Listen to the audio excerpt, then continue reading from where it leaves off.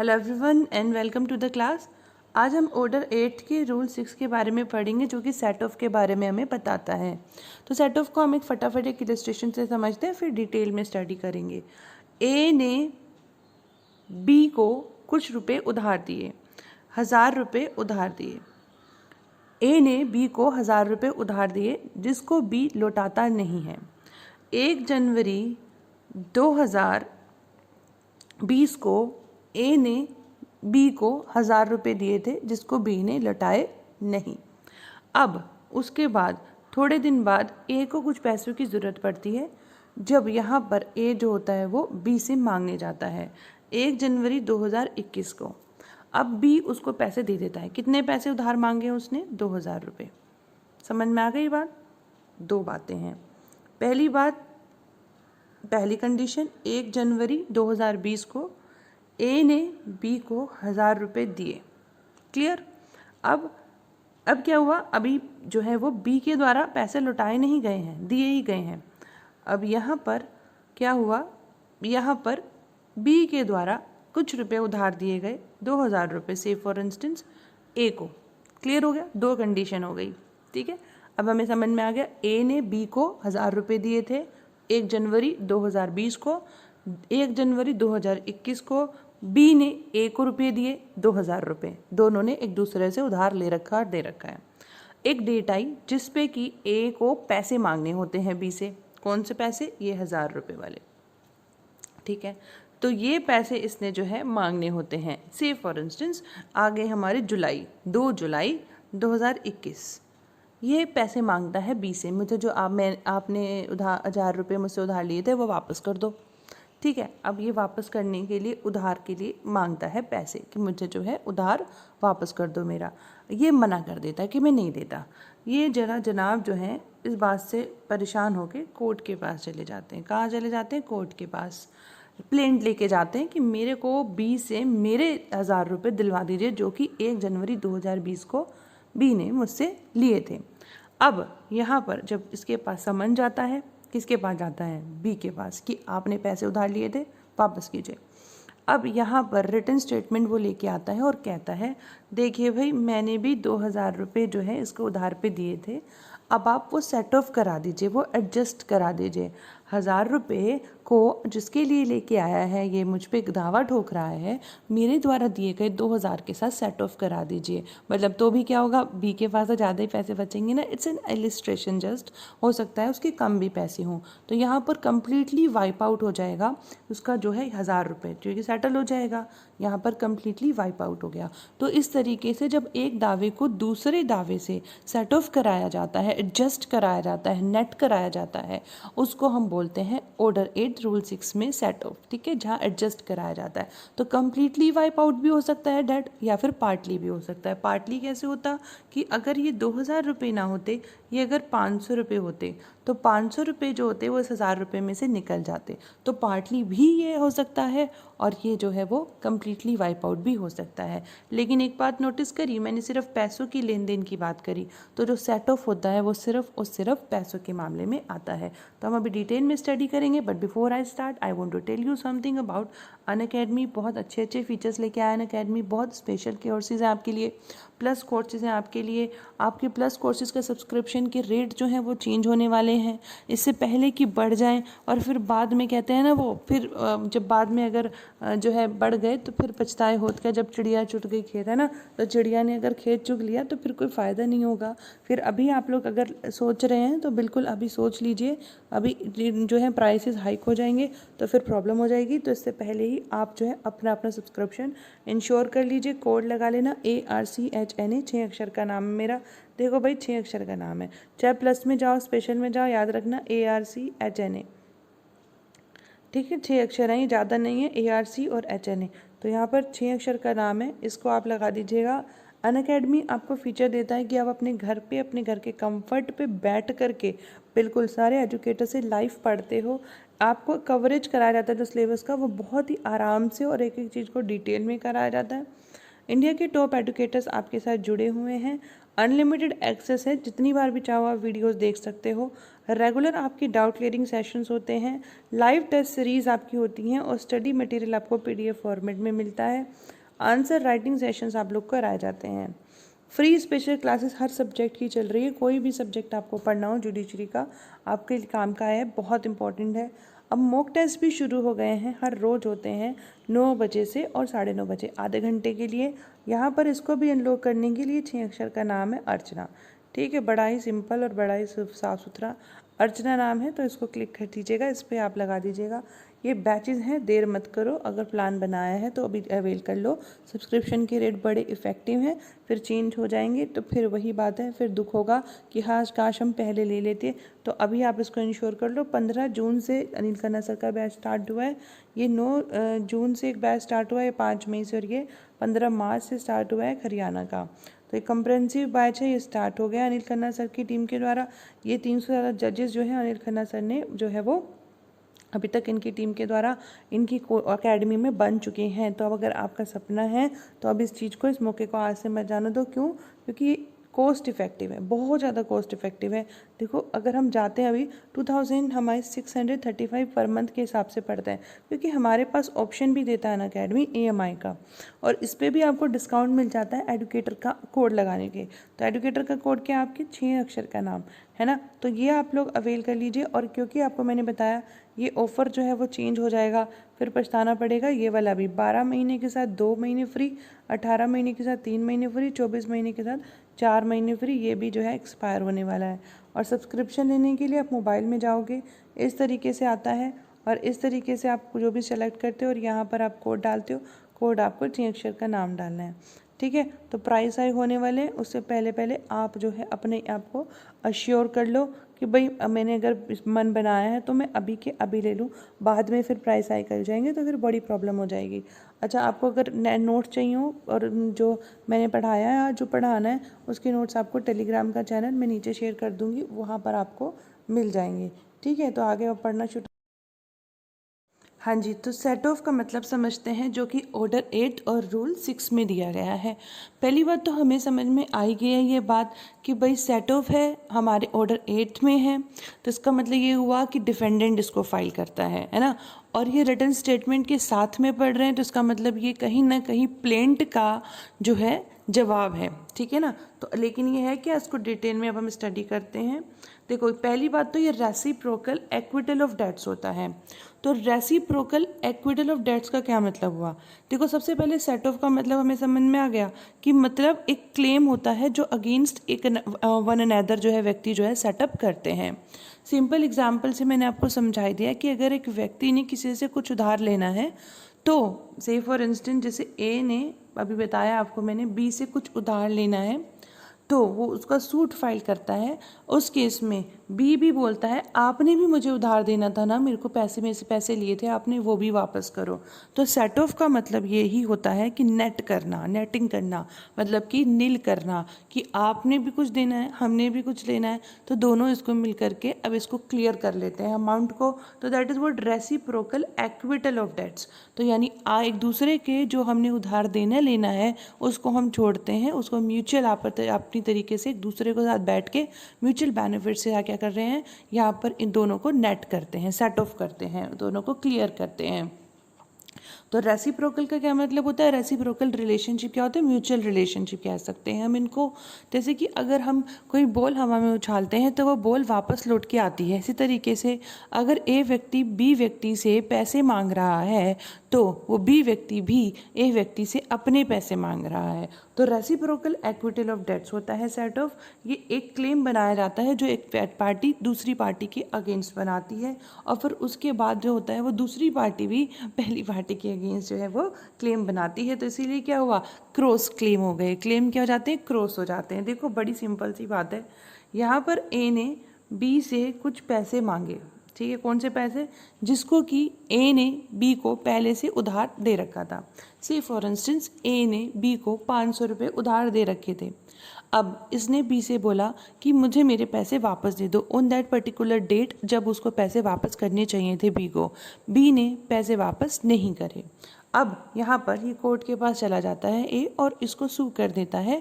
अब यहाँ पर हमें अच्छे से पता है कि सेट ऑफ है, मनी के लिए जा रहा है वो, तो मनी के लिए ही जा सकता है। तो वो वहाँ पर जाता है कोर्ट के पास और बोलता है कि भाई इसने मेरे को पैसे देने थे, मेरे से उधार लिया था बट इसने दिए नहीं है, आप मेरे पैसे दिलवा दीजिए। रिलीफ क्लेम करता है वो प्लेंट में ले जा कर के। अब देखो ए बड़ा क्लेवर है, उसने अपने पैसे तो बता दिए कि भाई बी ने मेरे से जो है उधार लिया था और अब देने हैं, लेकिन ये नहीं बताया कि मैंने भी देने हैं। तो बी को जब पता लगता है तो बी कहता है अच्छा मेरी शराफत का तुमने फ़ायदा उठाया, मैंने तो तुमसे कभी नहीं मांगे पैसे, तो जो आपने मेरे से लिए थे, यानी कि अगर एक पर्टिकुलर डेट पे ए ने बी से जो है कुछ पैसे लिए थे, उसके बाद बी ने उस ए से पैसे लिए हैं, तो बी कह रहा है कि अब जो आपको मैंने पैसे पहले दिए थे ना, उसको नेट करो, उसको सेट ऑफ करते हैं। चलो, तो इसका मतलब ये हुआ क्रॉस क्लेम। इसने एक दावा बनाया, इसने एक दावा बनाया, तो ये क्रॉस हो गया, ये बीच में आपस में क्या हो गया, ये मिल गए, मतलब एक दूसरे के दावे को काट रहे हैं। तो इसका मतलब पार्टली क्या हुआ, ऑफसेट करते हैं ओरिजिनल क्लेम को। ओरिजिनल क्लेम क्या, ये वाला जो क्लेम इसने बनाया है, इसके दावे को ये दावा काट रहा है।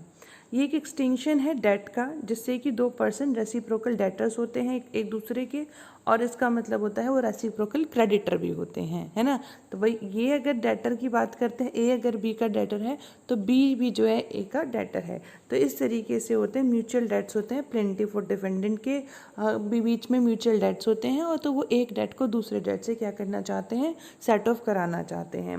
अब यहाँ पर अभी समझ में आ गया हमें कि जो प्लेंट लेके जाता है ए कि मेरे 500 रुपये दिला दो बी से, तो वो क्या कर रहा है, बी जो होता है अपनी डिफेंस में कहता है जैसे आपको कि भाई देखिए इसने बड़े तरीके से आपको बता दिया कि मैंने इसके 500 रुपये देने, लेकिन इसने ये नहीं बताया कि इसने भी मेरे 300 रुपये देने हैं, तो आप प्लीज़ वो 300 रुपये सेट ऑफ करा दीजिए, उसको नेट करा दीजिए, फिर 200 रुपये बचेंगे, देन आई विल प्रोवाइडेड। तो यहाँ पर यही वाली बात हो रही है, it's a plea in defence available to defendant. फिर एडजस्टमेंट के थ्रू, सेट ऑफ जो के थ्रू क्या होता है, वाइप आउट कर दिया जाता है या फिर रिड्यूस कर दिया जाता है, दोनों बातें हैं। वाइप आउट का मतलब ये होता है जैसे कि अगर हम माने कि बी ने जो ए को रुपये दिए थे वो 1000 रुपये थे, ठीक है, बी ने जो ए को रुपये दिए थे वो 1000 रुपये थे, और ए ने जो बी को रुपये दिए जिसके लिए वो क्लेम लेके आता है वो 500 रुपये हैं। तो इसका मतलब वो जो 1000 रुपये दिए हुए थे बी ने, वो पूरी तरह से नील हो गए, है ना, वो पूरी तरीके से नील हो गए, क्योंकि 1000 रुपये तो ऑब्वियसली बात है 500 रुपये से ज़्यादा होते हैं।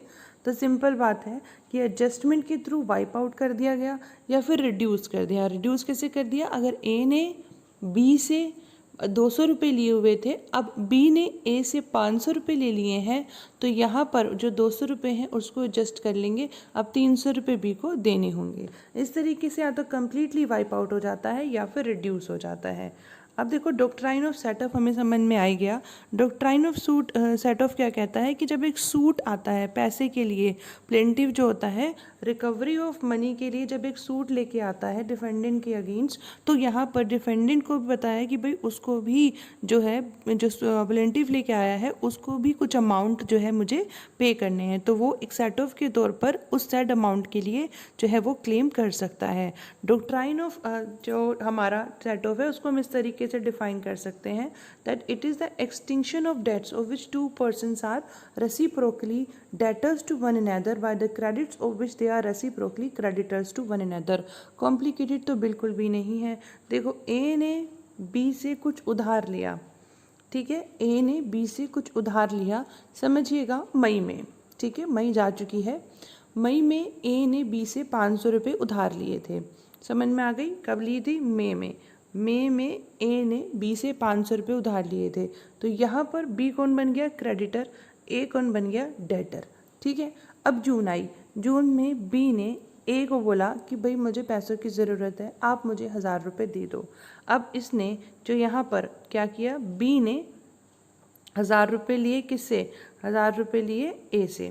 अब यहाँ पर ए बन गया क्रेडिटर और बी बन गया डेटर, ठीक है, तो दोनों एक दूसरे के डेटर भी हो गए, दोनों एक दूसरे के क्रेडिटर भी हो गए, तो रेसिप्रोकल रिलेशनशिप हो गया, डेटर भी हो गए क्रेडिटर भी हो गए, दोनों एक दूसरे के। अब एक पर्टिकुलर डेट आई, से फॉर इंस्टेंस 15 तारीख को 1000 रुपये वापस करने के लिए बी ने बोला था, इसने नहीं करे। अब ए जो है वो कहता है कि अच्छा मेरे पैसे वापस नहीं करे, कोर्ट जाता है और इसके खिलाफ सूट फाइल कर देता है बी के खिलाफ। अब यहाँ पर कोर्ट के पास जब प्लेंट आती है तो समन जाते हैं ऑर्डर 5th में बी के पास, उसको पता चलता है मेरे खिलाफ 1000 रुपये का दावा ठोका गया। वो कहता है बड़ा क्लेवर है, 500 रुपये मुझे तो दिए नहीं, वो तो दे दो। तो वो कोर्ट के पास एक प्ली लेके जाता है कि इसने भी मेरे को जो है 500 रुपये देने हैं, अब वो एडजस्ट करा दीजिए, बाकी के 500 रुपये मैं दे दूंगा। जैसा भी वो बोलता है, एडमिट करता है कि हाँ जी मेरे को देने हैं, मैं दे दूंगा। तो इस तरीके से क्या हुआ, ये रेसिप्रोकल रिलेशनशिप है, एक दूसरे के क्रेडिटर भी हैं और ये एक दूसरे के डेटर भी हैं। तो यही कह रहे हैं कि एक्सटिंक्शन हो जाएगा डेट का, जितना ये एक दूसरे चाहे वाइप आउट हो जाएगा, पूरी तरीके से क्लियर हो जाएगा। अगर उसकी द्वारा दी गई अमाउंट जो होती है वो ज़्यादा होती है जो पहले वाले बंदे ने दी थी, और वो वाइप आउट भी हो सकता है और वो पार्टली सेटल भी हो सकता है। जो होता है प्ली ऑफ सेट ऑफ की बात करें, समझ में आ गया, जहाँ पे डिफेंडेंट एक्नॉलेज तो करता है, कहता तो है कि भाई हाँ जी मैं मानता हूँ कि मैंने जो है प्लेंटिफ से, जो प्लेंटिफ जो कह रहा है वो देने हैं उसको पैसे, लेकिन फिर वो सेटअप कराता है, अपने पैसों की डिमांड, ताकि काउंटर बैलेंस कर सके प्लेंटिफ की बात को, या तो होल में या पार्ट में। अगर पैसे पे ज़्यादा दे रखे होंगे, जैसे 1000 रुपये दे रखे थे, तो 1000 रुपये दे रखे होंगे बी ने ए को पहले, तो वो कहेगा, और अब ए से उसने कितने लिए 500 रुपये, तो वो उसको एडजस्ट करा लेगा।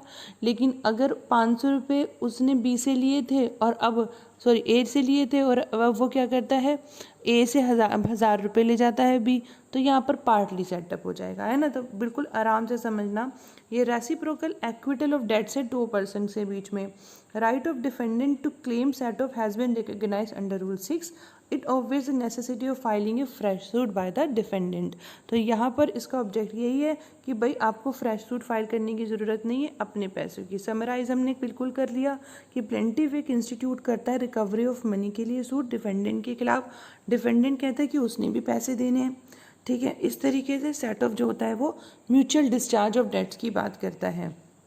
रेसिप्रोकल सेटिस्फेक्शन है और एक दूसरे के खिलाफ, सिंपल वर्ड में सेट ऑफ का मतलब होता है कि जो अमाउंट क्लेम की गई प्लेंटिफ के द्वारा डिफेंडेंट से, वो सेटिस्फाई हो जाएगी उस अमाउंट से जो कि डिफेंडेंट को देनी है प्लेंटिफ ने, ठीक है। क्रॉस क्लेम हो गया, रेसिप्रोकल रिलेशनशिप हो गया।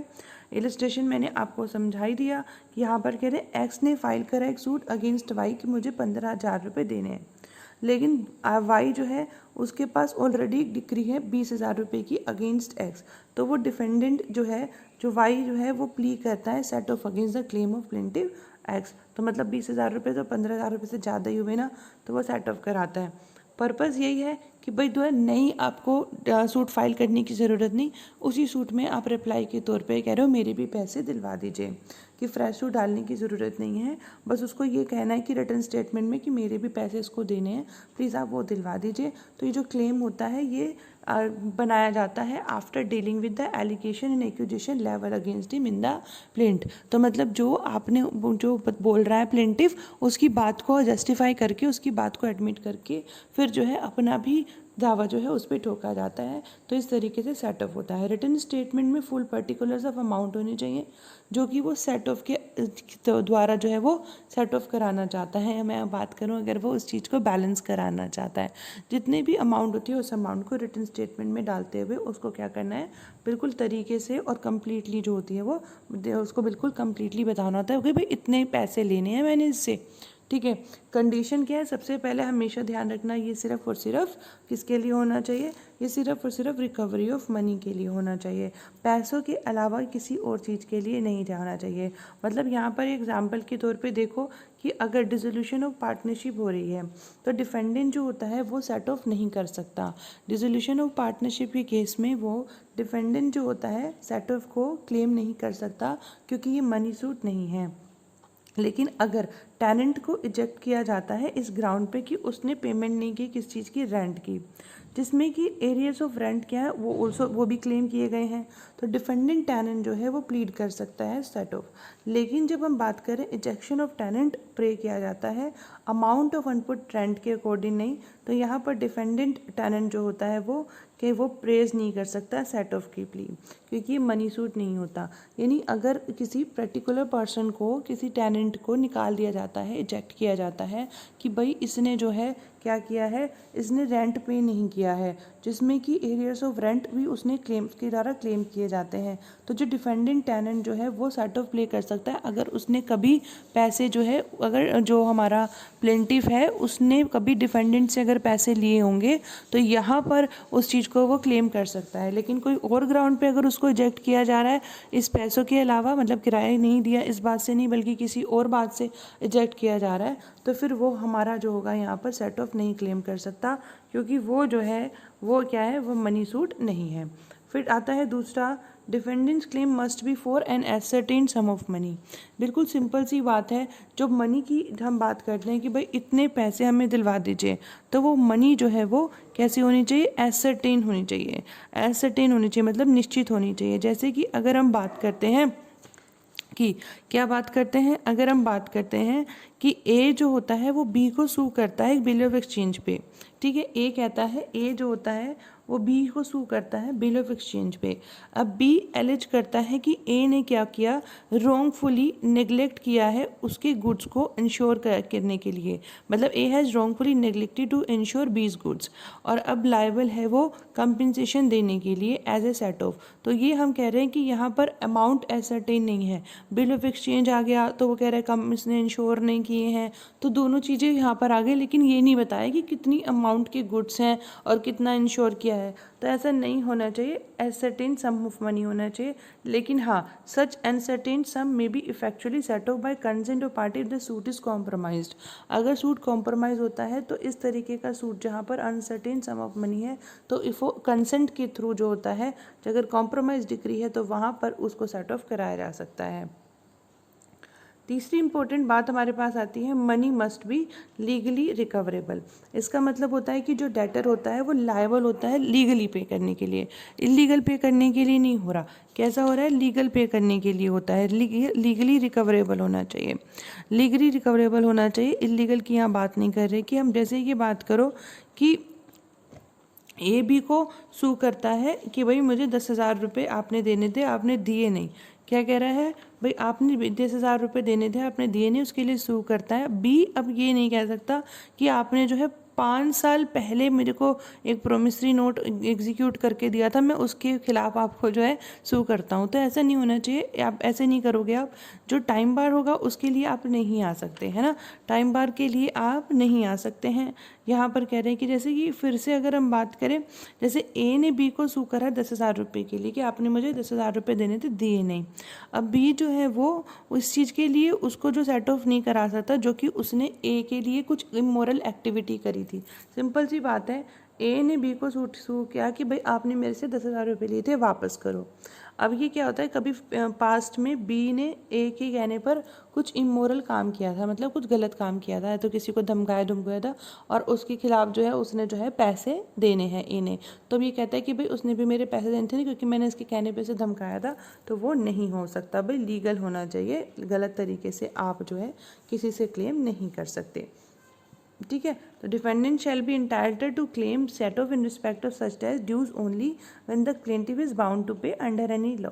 Time barred debt is not legally recoverable and hand set off can not be pleaded for such amount. जैसे मैंने आपको प्रोमिसरी नोट के कंटेक्स्ट में बताया, 5 साल पुराना है वो दे दो, तो वो लीगली रिकवरेबल नहीं होता। जिसको लीगली रिकवरेबल नहीं किया जा सकता उसको आप कोर्ट में लेकर नहीं आ सकते सेट ऑफ के तौर पर। It must be recoverable by the defendant और by all the defendants if more than one. तो यहाँ पर क्या कह रहे हैं कि भाई सिंपल सी बात है, डिफेंडेंट होना चाहिए, ऐसा नहीं कि भाई किसी भी पार्टी के लिए खिलाफ जो है आप वो सूट लेके आ जाओ। सिंपल सी बात है, must be recoverable by the defendants और by all of the defendant. जैसे कि ए क्या करता है, वो क्या कर रहा है, बी और सी को सू करता है 1,000 रुपये के लिए। अब बी जो होता है वो जो सिर्फ उससे, जैसे अगर हमने कहा उसने बी और सी को डिफेंडेंट के तौर पे लेके आया था, तो अगर बी और सी को उनको सेट ऑफ कराना है तो दोनों के दोनों पार्टीज़ को, मतलब बी और सी को साथ में ही सेट ऑफ कराना पड़ेगा। ऐसा बिल्कुल भी नहीं हो सकता कि वो क्या करे कि भाई ठीक है बी का कोई डेट है पहले ले रखा था उसने ए ने उससे, तो वो उसके खिलाफ चला जाए कि आप इसे सेट ऑफ करा दीजिए। This is not possible. सारे के सारे डिफेंडेंट को साथ में ही जाना चाहिए। फिर both plaintiff and defendant must fill the same character as they fill in the plaintiff's claim. Simple सी बात कह रहे हैं कि जो अमाउंट है जिसके लिए वो प्लीड करने के लिए आए हैं, ठीक है, तो उसके यहाँ पर क्या कह रहे हैं कि भाई इसका मतलब ये होता है कि amount in respect of with the defendant plead set off must be claimable from plaintiff in the same capacity as in the suit. मतलब कि अगर वो आप उससे प्लेंटिफ कोई क्लेम लेके आता है डिफेंडेंट के खिलाफ और डिफेंडेंट प्लेंटिफ के खिलाफ जाना चाहता है तो वो उसी कैपेसिटी में जाएगा। यानी कि अमाउंट जो होती है प्लेंटिफ के द्वारा वो in the capacity of manager होनी चाहिए। लेकिन अगर प्लेंटिफ ने फाइल करी है present suit in his respect of personal capacity then defendant cannot raise the plea of set off in respect of such amount. यहाँ पर सिर्फ सिंपल सी बात करें सेम कैरेक्टर में होना चाहिए कि मतलब अगर वो किसी पर्टिकुलर प्रॉपर्टी के मैनेजर के तौर पे वो आया, ठीक है, कैसे आया कि वो किसी पर्टिकुलर प्रॉपर्टी का मैनेजर था, ठीक है, मैनेजर था, उस मैनेजर की वजह से वो आपसे प्रॉपर्टी क्लेम कर रहा है। जैसे ए जो व्यक्ति है वो कोई ट्रस्ट देखता है, ठीक है, अब क्या हुआ इस ट्रस्ट के मैनेजर के तौर पे जो होता है बी जो होता है जैसे डिफेंडेंट वो कुछ क्लेम उसका बनता है तो ए इसको सू करता है एज ए मैनेजर। अब यहाँ पर बी ने ए से जो है ए ने जो है बी से कभी पर्सनल कैपेसिटी में पैसे लिए थे, मतलब आपसी भाईचारे में लिए थे, यहाँ पे ट्रस्ट से कोई लेन देना नहीं था, तो बी अब ये इसको सेट ऑफ नहीं करा सकता। दोनों का कैरेक्टर सेम होना चाहिए। ये एज ए मैनेजर आया है तो आप उसको जोगे, अगर एज ए मैनेजर इसने आपसे कुछ पैसे लिए होते, मतलब बी ने ए से एज ए मैनेजर ट्रस्ट से कुछ पैसे लिए होते इससे, तो वो तब उसको सेट ऑफ करा सकता था, लेकिन पर्सनल कैपेसिटी में वो सेट ऑफ नहीं करा सकता। तो सेम कैरेक्टर होना चाहिए। फिर the sum claim by way of set off must not exceed the pecuniary limits of the court. Very very important है। जिस कोर्ट के पास आप सेट ऑफ कराने जा रहे हो, भाई से फॉर इंस्टेंस अगर 1 लाख रुपए का मुकदमा है, एक से फिर से एग्जाम्पल से समझाती हूँ। ए और बी दो लोग हैं। ए कहता है कोर्ट के पास जाता है 15,000 रुपये का सूट लेके। अब बी क्या करता है, कहता है 1 लाख रुपए तुमने भी तुम्हें देने से दिए क्यों नहीं। अब वो 1 लाख रुपए का सूट फाइल कर देता है, सेट ऑफ करवाना चाहता है। क्या करने के लिए, सूट तो फाइल नहीं करेगा, सेट ऑफ करवाने के लिए वो चाहता है, क्या कराना चाहता है, रिटन स्टेटमेंट जो हमें फाइल करता है कि मेरे को 1 लाख रुपये इसने देने थे। अब वो कोर्ट के जुरिसडिक्शन में आता नहीं, पेक्यूनरी जुरिसडिक्शन में आता नहीं, क्या नहीं आता, 1 लाख रुपया। तो यहाँ पर 1 लाख रुपये के लिए वो सेट ऑफ नहीं करा सकता। तो क्लेम जो सेट ऑफ के थ्रू आ रहा है वो pecuniary limits of the court नहीं होना चाहिए। Both the parties must fill in the defendant's claim to set off the same character as they fill in the plaintiff's claim. ये हमने अभी अभी पढ़ा कि भाई दोनों को कैसे करना चाहिए, दोनों को जो कैरेक्टर होता है उनका सेम कैपेसिटी में होना चाहिए, अलग अलग कैपेसिटी में नहीं होना चाहिए, अलग अलग कैरेक्टर में नहीं होना चाहिए। ठीक है, तो अब ये हो गया एसेंशियल। एक केस लो पढ़ते हैं, Jitendra Kumar Khan versus Peerless general finance and investment corporation limited 2013 का केस। यहाँ पर ये हेल्ड हुआ था कि ऑर्डर 8 रूल 6 जो है वो कुछ कंडीशंस रखता है, ठीक है, यानी कि अगर ऑर्डर 8 में रूल 6 में आपको सूट लेके आना है, मतलब सेट ऑफ कराना है, तो कुछ कंडीशन सेटिस्फाई करनी पड़ेगी। 2 प्राइमरी कंडीशन क्या है, तो सबसे पहली बात तो ये कि रिकवरी ऑफ मनी के लिए होना चाहिए, ठीक है, और दूसरी बात हम कह रहे हैं, दूसरी इंपॉर्टेंट बात ये है कि सेट ऑफ जो होता है वो एक सर्टेन सम के लिए होना चाहिए, सर्टेन सम के लिए होना चाहिए, रिकवरी ऑफ मनी के लिए होना चाहिए और एक सर्टेन सम के लिए होना चाहिए। इसके अलावा अदर पैरामीटर्स भी हैं जो कि प्ली को जब भी सेट ऑफ की प्ली आती है तो उसको फुलफिल करना होता है, जैसे लीगल है या फिर इक्विटेबल सेट ऑफ है, वो हम अभी पढ़ेंगे। तो इफेक्ट क्या होता है सेट ऑफ का, सेट ऑफ का इफेक्ट ये होता है कि जब डिफेंडेंट प्लीड करता है, डिफेंडेंट सेट ऑफ प्लीड करता है तो वो प्लेंटिफ की पोजीशन में आ जाता है जहाँ तक उसके क्लेम की बात है। तो यानी कि 2 सूट यहाँ पर आ जाते हैं, एक तो जो प्लेंटिफ लेके आता है डिफेंडेंट के अगेंस्ट मनी रिकवरी के लिए, और दूसरा एक सूट जो कि डिफेंडेंट लाता है प्लेंटिफ के अगेंस्ट उसकी मनी के लिए। तो 2 तरीके से आ गए। सेपरेट सूट नंबर जो होता है वो यहाँ सूट में नहीं दिया जाता, समझिएगा बात को। जब एक इस तरीके से सेट ऑफ आता है, क्योंकि 2 सूट तो हो गए लेकिन उनका जो है वो एक ही साथ ट्रायल किया जाएगा, दोनों के दोनों एक साथ ट्रायल किया जाएगा और दोनों का सूट नंबर भी एक ही रहेगा। कोर्ट क्या करता है, फाइनल जजमेंट दोनों के ही कंटेक्स्ट में बनाता है, ओरिजिनल क्लेम में भी और सेट ऑफ में। जो टू कंसूट्स हैं वो क्या होंगे, वो इंडिपेंडेंट होंगे एक दूसरे से, even if the suit instituted by the plaintiff is dismissed और withdrawn. This is very important concept, इसको बिल्कुल ध्यान रखना। कैसे होता है कि अगर जो प्लेंटिफ ने डिफेंडेंट के खिलाफ जो सूट लेके आया था, अगर किसी तरीके से वो विड्रॉ कर लेता है या फिर नहीं आता तो कोर्ट एक्स पार्टे कर देती है। किसी भी तरीके से अगर प्लेंटिफ के द्वारा लाया गया, मतलब ओरिजिनल जो लेके आया था जिसके खिलाफ सेट ऑफ आया था, अगर उसको अगर कोर्ट जो होती है विड्रॉ, वो कोर्ट जो होती है उसको, मतलब उसका जो सूट रहता है जिसके खिलाफ डिफेंडेंट आया है, अगर वो जो सूट है उसकी जो इम्पोर्टेंस है, ये जो सूट है वो ख़त्म हो जाता है, तो भी जो डिफेंडेंट लेके आया था ना अगेंस्ट सूट के, जो प्लेंटिफ के द्वारा मुकदमा आया था उसके खिलाफ जो वो सूट लेके आया था, सेट ऑफ लेके आया था, तो वो वाले सेट ऑफ की कीमत जो होगी और वो वाले सेट ऑफ जो है उसको ख़त्म नहीं किया जाएगा। तो जो वो वाला सूट होता है ना वो उसको ख़त्म नहीं किया जाएगा। सिंपल सी बात है, मैं फिर से समझा देती हूँ। जैसे ए ने बी के खिलाफ एक सूट फाइल किया, ठीक है, ए ने बी के खिलाफ एक सूट फाइल किया। अब उसके जो कि क्योंकि पैसों का मामला है, ठीक है, पैसों का ही मामला है, पैसों के लिए वो सूट लेके आया। सबसे पहली कंडीशन हमारी क्या है, पैसों के लिए सूट लेके आता है। अब बी ने भी ए से कुछ पैसे लेने थे, तो वो सेटअप कराने के लिए जो क्या करता है, उसमें जो है कोर्ट में क्या करता है, कोर्ट में प्री लगा देता है, मतलब एक सूट दूसरा सूट इंस्टीट्यूट हो गया, दोनों सूट एक साथ ट्रायल होते हैं।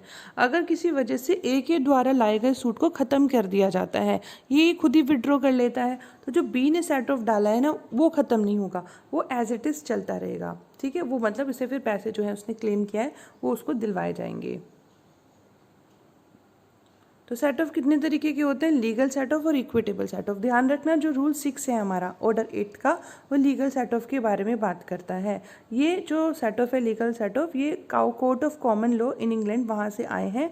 तो लीगल सेट ऑफ हमेशा in respect of ascertained of money होता है, ठीक है। लीगल है तो समझ में आ गया लीगल है।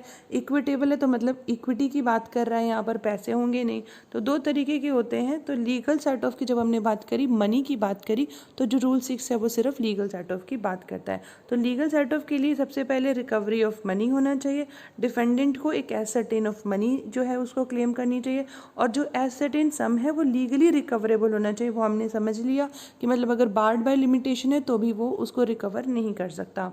प्लेंटिफ तक का क्लेम है और जो सेट ऑफ है वो एक ही कैरेक्टर के होने चाहिए, ये भी हमने पढ़ लिया। Amount must be recoverable by the defendant, अगर एक से ज़्यादा डिफेंडेंट है तो सारे के सारे मिल करके उसी कैपेसिटी में आएंगे। Again the amount must be recoverable, defendant के द्वारा रिकवरेबल होनी चाहिए। अगर एक से ज़्यादा प्लेंटिफ है तो फिर उन प्लेंटिफ को सबको सब साथ में आना चाहिए। मतलब अगर एक से ज़्यादा प्लेंटिफ होंगे, से फॉर इंस्टेंस सी ने जो उधार दिया था ना वो दोनों को दिया था, तो वो दोनों के दोनों प्लेंटिफ बन के आए थे। ऐसा नहीं हो कि भाई आया ए है और दिए दोनों के थे, तो फिर वो सेट ऑफ नहीं करा सकता। The set off should be within the pecuniary jurisdiction of the court. Legal set off के ये रूल्स हैं, हमने सब पढ़ लिए, और मैंने आपको ये इलस्ट्रेशन भी बता दिए हैं सारे के सारे। ये बिल ऑफ एक्सचेंज वाला मैंने आपको बता दिया, इसको समझ लो। ए इलस्ट्रेशन को, यहाँ क्या होता है, यहाँ पर ए जो होता है वो 2000 रुपये बी को बीक्वेथ करता है, मतलब फिर अपनी मरने के बाद जो है इसको दे के जाता है, और सी को इसका एग्जीक्यूटर अपॉइंट कर देता है और इसका रिशिडरी लेगेटी भी अपॉइंट करता है। अब बी की मृत्यु हो जाती है और जो डी होता है वो जो बी का एडमिनिस्ट्रेशन है वो ले लेता है। अब सी क्या करता है समझिएगा, जो सी होता है वो 1000 रुपये एज ए सिक्योरिटी डी को पे करता है। अब डी इसको सी को लेगेसी के लिए सू करता है। अब सी सेट ऑफ डेट नहीं कर सकता 1000 रुपये जो सिक्योरिटी के तौर पे दिए थे, क्योंकि इसने जो है वो सेम कैपेसिटी में जो ये सेम कैरेक्टर में नहीं लेके आए थे, इसलिए ये जो है यहाँ पर लेकर नहीं आ सकता। भले ही मनी सूट है लेकिन फिर भी नहीं ला सकता, क्योंकि उसने एज ए श्योरिटी उसको पे किया था। जब श्योरिटी की बात कर, सिक्योरिटी के तौर पे दिया था, तो लेगेसी का जो क्लेम है वो यहाँ पर नहीं ला सकता है, ठीक है।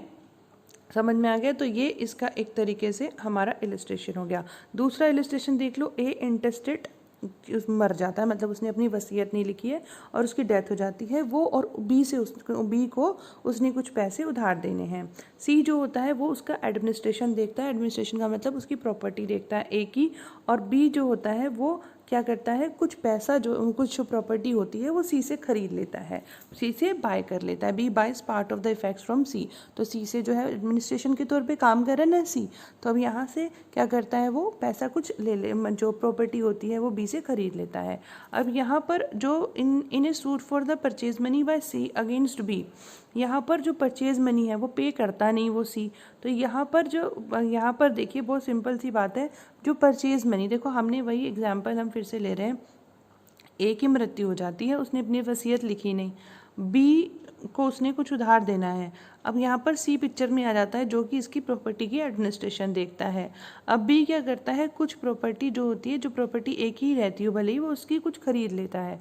अब बाद में क्या हुआ, पैसे देता नहीं प्रॉपर्टी खरीद के, तो यहाँ पर ये सू डालता है, इसको सूट डालता है कि भाई इसने पैसे दिए नहीं क्लेम करने के लिए। तो यहाँ पर बिल्कुल सिंपल बात करें, क्योंकि दोनों की कैपेसिटी अलग अलग है, दोनों के कैरेक्टर अलग अलग हैं, तो इस केस में भाई क्या कह रहे हैं, यहाँ पर वो रिप्रेजेंटेटिव हो गया, ये वेंडर हो गया, या तो सेलर हो गया ना, ये तो सेलर हो गया, इस कैपेसिटी में उसने बेचा है, तो यहाँ पर कह रहे हैं कि जो उनकी कैरेक्टर हो गए अलग अलग हो गए, तो सेट ऑफ नहीं करा सकते।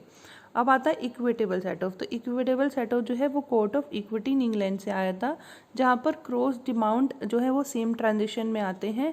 अब यहाँ पर कह रहे हैं कि अगर अनअसर्टेन मनी भी होएगी ना तो भी उसको क्लेम करा जा सकता है। लीगल सेट ऑफ में सिर्फ असर्टेन मनी होती है, लेकिन जब हम बात करते हैं किसकी, हम इक्विटेबल सेट ऑफ की बात करते हैं, तो वहाँ पर अनअसर्टेन सम ऑफ मनी भी चल जाता है।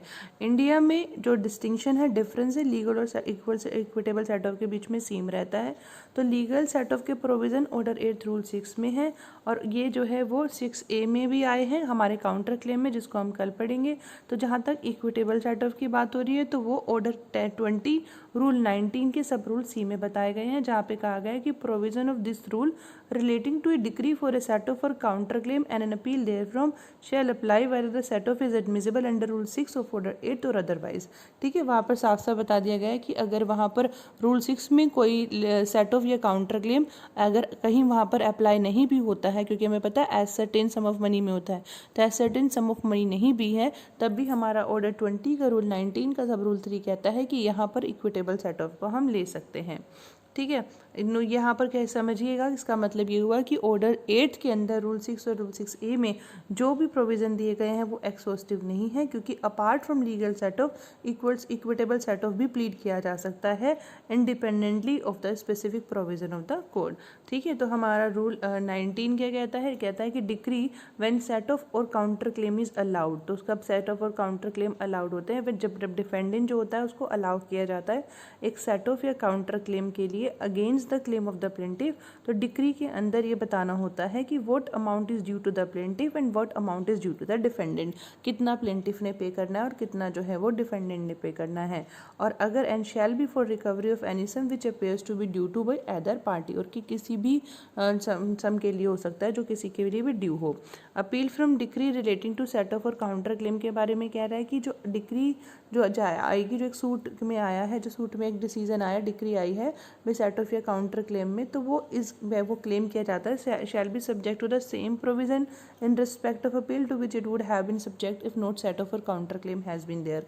अगर सेट ऑफ और काउंटर क्लेम नहीं होता तो सूट कहाँ जाता, अपील के लिए बिल्कुल उसी जगह पर अब भी सेट ऑफ और काउंटर क्लेम का भी अपील वहाँ पर जाएगी।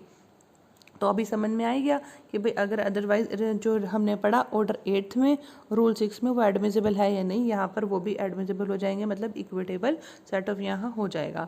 तो मेजर डिफरेंस इनके बीच में यही है कि अगर हम बात करें लीगल सेट ऑफ की तो वहाँ पर जो होता है वो असर्टेन मनी होता है, लेकिन अगर हम बात करते हैं इक्विटेबल की तो वहाँ पर अनअसर्टेन मनी होता है। ठीक है, बस ये है कि it must arise from the same transaction. For example, जब एक सर्वेंट सू करता है अपने मास्टर को कि उसने जो है एक अमाउंट ऑफ सैलरी उसको नहीं दी, तो मास्टर भी ये क्लेम कर सकता है कि उसको क्या क्या नुकसान हुए कि नेग्लिजेंस की वजह से, किसकी नेग्लिजेंस की वजह से नुकसान हुए, सर्वेंट की नेग्लिजेंस की वजह से उसको क्या क्या नुकसान हुए, या उसके मिसकंडक्ट की वजह से उसको क्या क्या नुकसान हुए, क्योंकि वो रिलेशनशिप तो सेम ही है, सेम ही रिलेशनशिप है ना, भले ही यहाँ पर क्या क्या नुकसान हुए वो अनअसर्टेन है, तो यहाँ पर कह रहे हैं कि यहाँ पर इक्विटेबल सेट ऑफ हो जाएगा। और ये जो केस बता रही हूँ मैं आपको मैटर, ये है चिस्टोम वर्सेस गोपाल चंद्र 1889 का केस। तो यहाँ पर यही बात हेल्ड हुई थी कि भले ही वहाँ पर अनसर्टेन सम ऑफ मनी है जो नौकर ने पे करने हैं, लेकिन वो फिर भी आ सकते हैं, इक्विटी कहती है। तो इस तरीके से यहाँ पर इक्विटेबल सेट ऑफ हो जाता है। तो डिफरेंस हमें समझ में आ ही गया है कि लीगल सेट ऑफ में अमाउंट जो होती है वो एसर्टेन्ड होती है, लेकिन इक्विटेबल सेट ऑफ में अमाउंट जो होती है अनएसर्टेन हो सकती है, must be allowed even with respect to an uncertain sum of money. Legal set off में कोर्ट बाउंड है एंटरटेन करने के लिए और एडजुडिकेट करने के लिए जब प्ली आती है, लेकिन इक्विटेबल सेट ऑफ में कोर्ट के ऑब्लिगेटरी नहीं है कि एडजुडिकेट करें और डिफेंडेंट जो उसको as a matter of right नहीं ला सकता। कोर्ट की यहाँ पे डिस्क्रिशन होती है, वो चाहे तो इक्विटेबल सेट ऑफ को क्या कर दे, रिफ्यूज़ भी कर दें। लीगल सेट ऑफ में ज़रूरी नहीं होता कि भाई क्रॉस डिमांड सेम ट्रांजेक्शन में आए, लेकिन इक्विटेबल सेट ऑफ में क्या होता है, क्रॉस डिमांड सेम ट्रांजेक्शन में आनी ज़रूरी है। लीगल सेट ऑफ जो होता है, जैसे अभी हमने नौकर और मालिक वाला केस पढ़ा, तो वो दोनों की कैपेसिटी सेम थी, इस तरीके से आना ज़रूरी है। लीगल सेट ऑफ में जो अमाउंट क्लेम किया जाता है वो लीगली रिकवरेबल होना चाहिए और कोई बार नहीं होनी चाहिए लिमिटेशन की at the date of suit. लेकिन जब इक्विटेबल सेट ऑफ की बात करते हैं तो अगर वो बार भी है, लिमिटेशन से बार भी है, तभी भी उसको लाया जा सकता है, क्योंकि जब फिड्यूशियरी रिलेशनशिप होता है प्लेंटिफ और डिफेंडेंट के बीच में, डिफेंडेंट का जो क्लेम होता है बार होता है at the date of written statement but not barred at the date of suit. The defendant can get an equitable set-off to the extent of plaintiff's claim only, but not for the balance found due to him। ठीक है, वो equitable claim के लिए जा सकता है। Legal set-of में whole claim is admissible and defendant can even get a decree for the balance। Legal set-of require करता है कोर्ट फी होनी चाहिए, कोर्ट फी पे करनी चाहिए, क्योंकि एक क्लेम है जो कि इस्टेब्लिश किया जाता है एक सेपरेट सूट के द्वारा, जिसमें कि कोर्ट फी जो है ऑब्वियसली बात है पे करनी पड़ेगी, क्योंकि 2 डिस्टिंक्ट सूट होते हैं, हमने अभी पढ़ा था। लेकिन ऐसी कोई फीस की रिक्वायरमेंट इक्विटेबल सेट ऑफ में नहीं होती है, क्योंकि वो एक ही क्लेम में आते हैं। तो कोर्ट फी जो होती है वो एक ग्रोस अमाउंट के ऊपर जो है वो पे करी जाती है। तो this is all about equitable set of and this is all about what हमने पढ़ लिया legal set of. I hope आपको क्लियर होगा। Thank you so much for listening, thanks a lot, keep learning, keep smiling.